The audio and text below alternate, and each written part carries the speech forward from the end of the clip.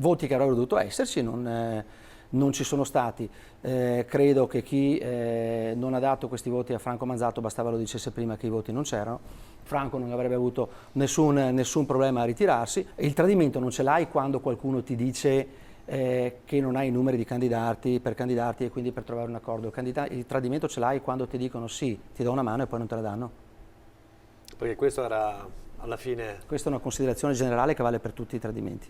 L'analisi del segretario provinciale trevigiano del Carroccio è tranchant. Se qualcuno ha tradito è stato chi, marcato i suoi ma non solo, ha fatto mancare i voti, perché i numeri di Franco Manzato ci sarebbero stati, ma ne sono mancati tanti, troppi, dice Coin, al momento del voto.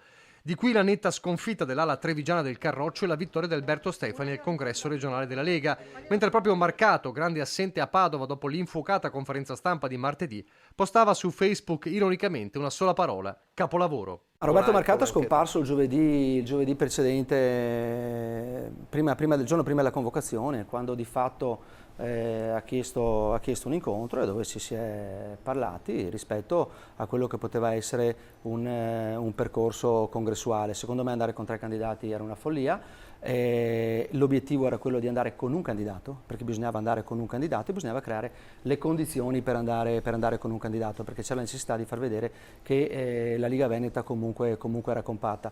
Per questo, spiega chi assieme a Gobbo e D'Area ha lavorato per la candidatura di Manzato, era stata scelta una figura d'esperienza che rappresentasse l'ala storica del Carroccio.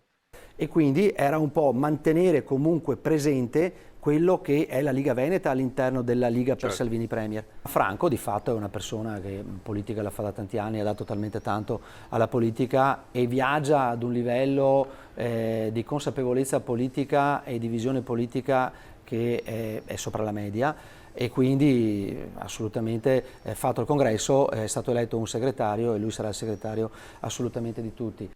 Per il neosegretario Stefani il lavoro è tanto, a cominciare dal caso Stefano Marcon, ma Coin è convinto che abbia tutte le carte in regola per il compito, a patto che segua una direzione chiara. Stefani ha fatto il massimo che ha potuto, ha preso in mano una Lega in un momento difficile, il fatto stesso che fosse stato messo là gli ha creato un'antipatia nei confronti da parte di metà ingiustificata, da parte di metà del popolo leghista, come lo diceva Gentilini, veneto. Ha fatto un lavoro sempre in silenzio, mai uscendo sui giornali, prendendo botte a destra e a manca, e ieri è stato riconfermato con un grande risultato, e quindi se lo merita e gli auguro buon lavoro. Però dobbiamo cambiare passo. Perché il concetto resta sempre uno: la Liga Veneta vuole che a Roma si dibatta anche e soprattutto del territorio e dei suoi problemi. Veicolare i messaggi e le necessità del Veneto e farle capire a livello interno nostro del partito, a livello federale, e poi calarle in una risposta sul territorio, perché io mi aspetto che a livello infrastrutturale si parli di una viabilità complementare rispetto al Brennero, che è super intasato, si parli dello sviluppo della portualità di Venezia, si parli della A4, si parli di un'alta velocità. E non del ponte di Messina?